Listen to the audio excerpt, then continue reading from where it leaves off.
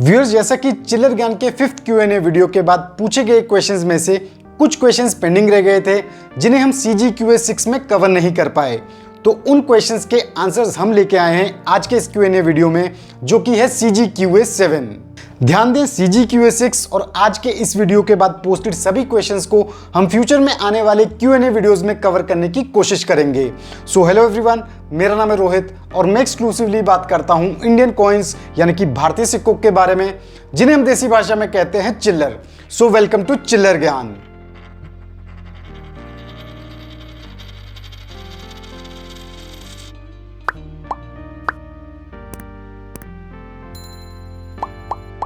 तो जिन व्यूअर्स ने चिल्लर ज्ञान के नए चैनल हेड्स एंड टेल्स को अभी तक चेक और सब्सक्राइब नहीं किया है, तो वो ऊपर आई बटन पे क्लिक करके हेड्स एंड टेल्स के एक वीडियो को देख सकते हैं और पार्टिसिपेट कर सकते हैं एक इंटरेस्टिंग गिव अवे कॉन्टेस्ट में, क्योंकि इस गिव अवे कॉन्टेस्ट में पार्टिसिपेट करने से आप जीत सकते हैं एक UNC सेट कॉइन। तो जरूर इस चैनल को चेक कीजिए। तो इससे पहले कि हम आप सभी के क्वेश्चंस पे जाएं, जो चिल्लर ज्ञान के नए व्यूअर्स हैं और वो CGQA में अपनी क्वेरीज को पोस्ट करना चाहते हैं, तो उनके लिए CGQA रूल्स का एक हल्का सा रिकैप।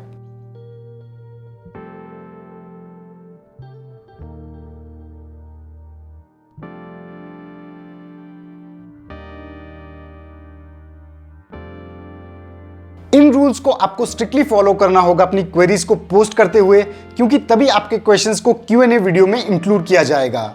और ये सभी रूल्स आपको हर एक Q&A वीडियो के डिस्क्रिप्शन बॉक्स में भी देखने को जरूर मिलेंगे। तो अगर आपने वीडियो को अभी तक लाइक और चैनल को सब्सक्राइब नहीं किया है तो फटाफट से कर दीजिए और चिल्लर ज्ञान को फॉलो कीजिए सभी सोशल प्लेटफॉर्म्स पे, जिनके सोशल हैंडल्स आप स्क्रीन पे देख सकते हैं। तो बिना किसी देरी के स्टार्ट करते हैं आज के इस Q&A को, जो कि है CGQA 7। तो आज का सबसे पहला क्वेश्चन पूछा है दयाचंद धैया जी ने।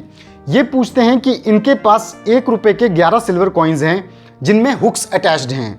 ये सभी सिक्के क्वीन विक्टोरिया और एम्प्रेस विक्टोरिया के सिक्के हैं, जो जारी किए गए थे 1862 से 1889 के बीच, और ये सभी सिक्के उनके पास वेरी फाइन कंडीशन में हैं।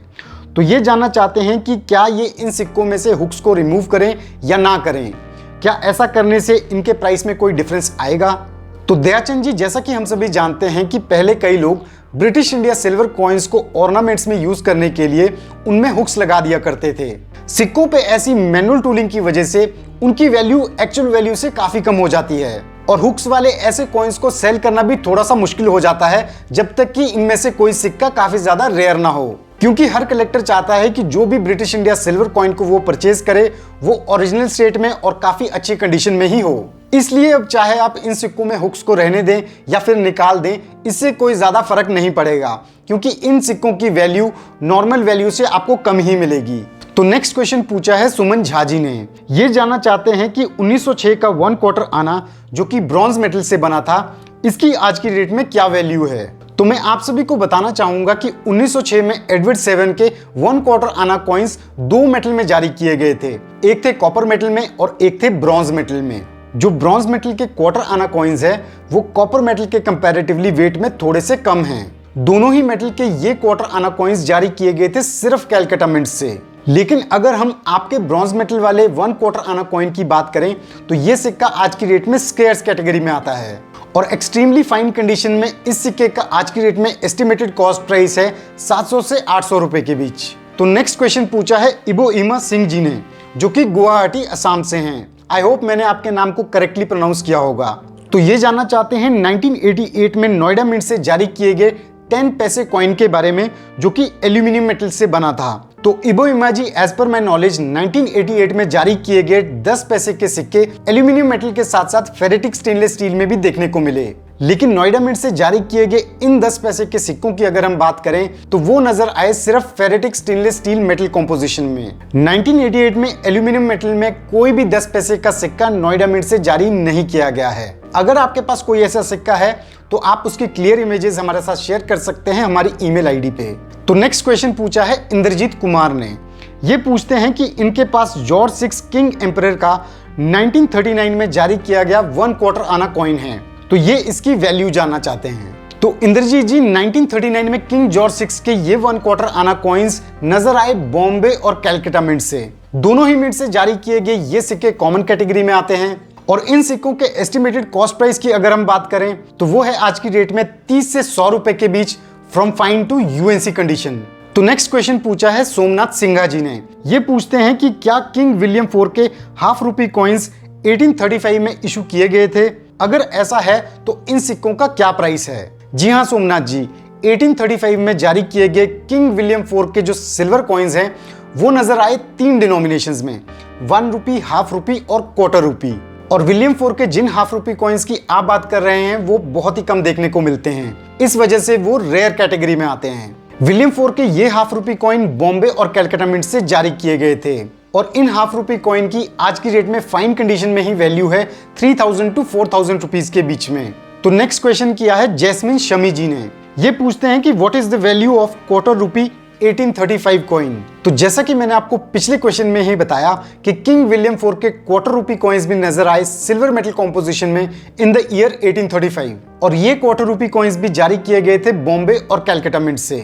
दोनों ही मिंट से जारी किए गए ये सिक्के स्केर्स कैटेगरी में आते हैं और आज की डेट में इस क्वार्टर रुपी कॉइन की फाइन कंडीशन में वैल्यू है लगभग 2000 रुपए के करीब। तो नेक्स्ट क्वेश्चन पूछा है विनोद सावंत जी ने।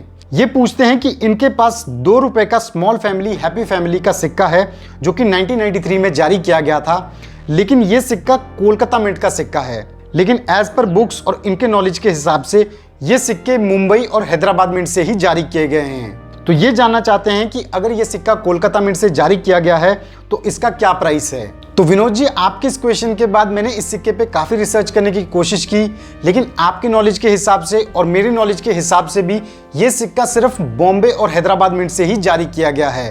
कोलकाता मिंट से ये सिक्का मुझे कहीं भी अभी तक रिपोर्टेड देखने को नहीं मिला है। तो पॉसिबली ये हो सकता है कि आपका जो ये सिक्का है ये बॉम्बे मिंट से जारी किया गया सिक्का हो और जो इसमें मिंट मार्क है वो काफ़ी वीक होने की वजह से टाइम के साथ घिस गया हो और ये नो मिंट मार्क की अपीयरेंस दे रहा हो, जिस वजह से ये लग रहा है कि ये सिक्का कोलकाता मिंट का सिक्का है। लेकिन ये मेरा पर्सनल ओपिनियन है, इस पे मैं श्योर नहीं हूँ। नेक्स्ट क्वेश्चन पूछा है संयुक्तो समंता जी ने। ये पूछते हैं कि क्या 1 पाइस कॉइन्स कोलकाता मिंट से जारी किए गए थे इन द ईयर 1947? अगर ऐसा है तो इन सिक्कों की क्या वैल्यू है? जी हाँ संयुक्तो जी, किंग जॉर्ज 6 के ये 1 pice whole coins Bombay mint के साथ साथ कैलकाटा मिंट से भी देखने को मिलते हैं और दोनों ही मिंट से जारी किए गए ये सिक्के कॉमन कैटेगरी में आते हैं और इनका आज की डेट में एस्टिमेटेड कॉस्ट प्राइस है 30 से 80 रुपए के बीच from fine to UNC condition.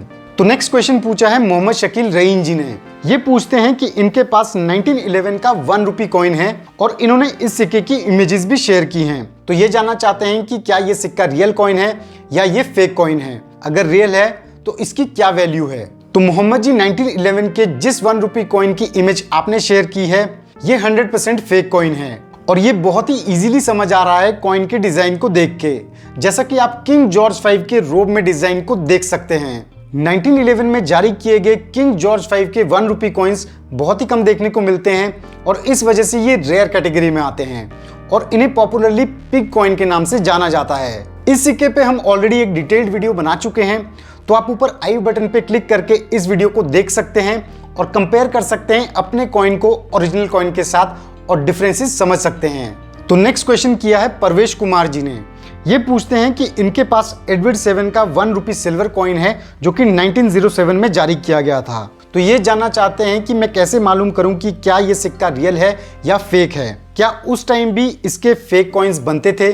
तो परवेश जी, सबसे पहली बात तो ये है कि फेक कॉइन्स तो कभी भी बन सकते हैं, तो ये जरूरी नहीं है कि जिस टाइम वो सिक्के मिंट हो रहे हैं उसी टाइम ही उनके फेक कॉइन्स भी बनेंगे। 1907 के एडवर्ड 7 के इन 1 रुपी सिल्वर कॉइन्स की अगर हम बात करें तो ये बॉम्बे और कैलकाटा मिंट से जारी किए गए थे।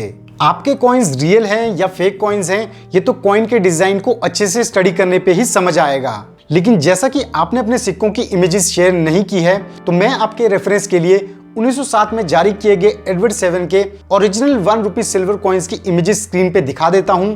आप इससे अपने सिक्के के डिजाइन को कंपेयर कर सकते हैं और इजीली आइडेंटिफाई कर सकते हैं कि आपके सिक्के रियल हैं या फेक कॉइन हैं।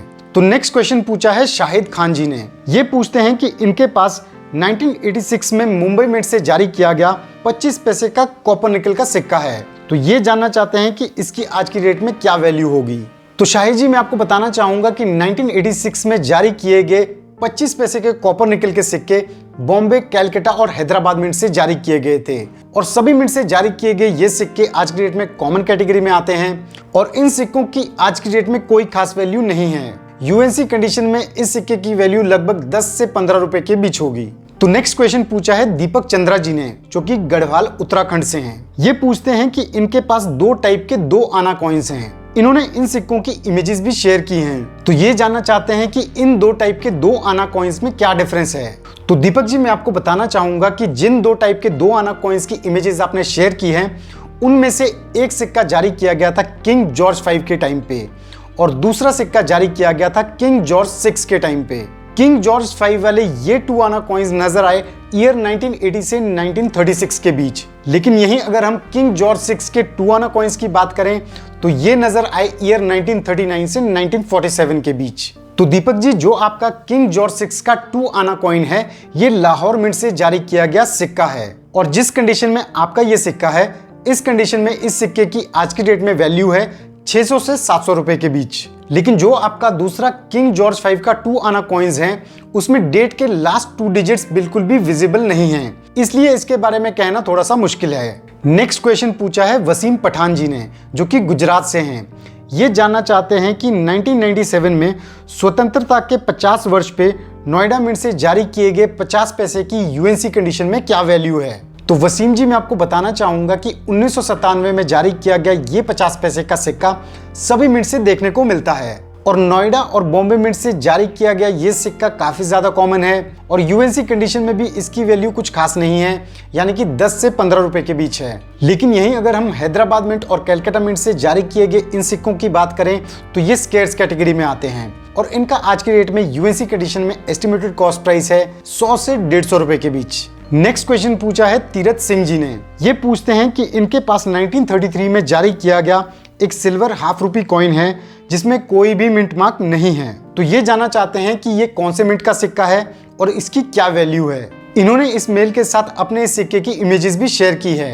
तो तीरथ जी, मैं आपको बताना चाहूंगा कि 1933 में जारी किया गया किंग जॉर्ज 5 का ये सिल्वर हाफ रुपी कॉइन, जिसमें आपको कोई भी मिंट मार्क देखने को नहीं मिलता है, ये जारी किया गया था कैलकाटा मिंट से और जिस कंडीशन में आपका ये सिक्का है, इस कंडीशन में इस सिक्के की आज की डेट में एस्टिमेटेड कॉस्ट प्राइस है 500 से 600 रुपए के बीच। तो व्यूअर्स, ये हुए आप सभी के कंप्लीट क्वेश्चंस और उनके जवाब। तो व्यूअर्स, आई होप आप सभी को अपने क्वेश्चंस के सेटिस्फैक्टरी जवाब मिल गए होंगे और बाकी सभी व्यूअर्स को भी इन क्वेश्चंस के आंसर से काफी कुछ सीखने को जरूर मिला होगा। तो ओवरऑल कैसा लगा आप सभी को ये वीडियो, कैसे लगे आपको हमारे दिए गए ये सवालों के जवाब? आप अपने व्यूज और रिएक्शंस हमारे साथ शेयर कर सकते हैं कमेंट सेक्शन में। और हाँ व्यूअर्स, इस वीडियो को ज्यादा से ज्यादा शेयर कीजिए, क्या पता आप सभी के ये क्वेश्चंस और लोगों के भी क्वेश्चंस हो और उनको भी इस वीडियो के माध्यम से उनके सवालों के जवाब मिल पाएं। So thanks for watching our video.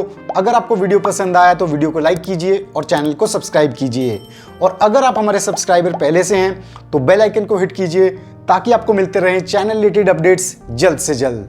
और मैं जल्दी अपलोड करूंगा अपना नेक्स्ट चिल्लर video. So stay tune to Chillar Gyan. Till then, जय हिंद।